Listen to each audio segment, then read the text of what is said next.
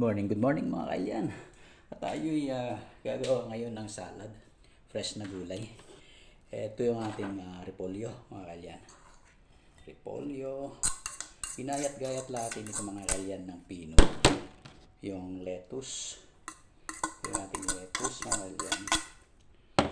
At saka ito yung ating labanos mga kailan. Labanos. Carrots. Labanos.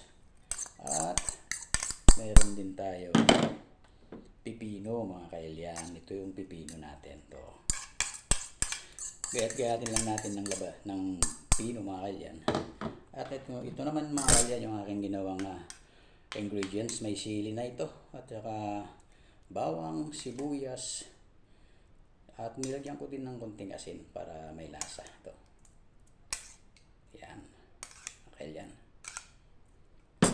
Mix na natin ito mga kailyan. Yan, di ba? Napaka-healthy ito mga kailyan sa ating katawan. Kaya gawin nyo ito mga kailyan. Lalong-lalo na sa mga katulad ko na laging tumataas ang blood pressure. Mga kailyan. Oh.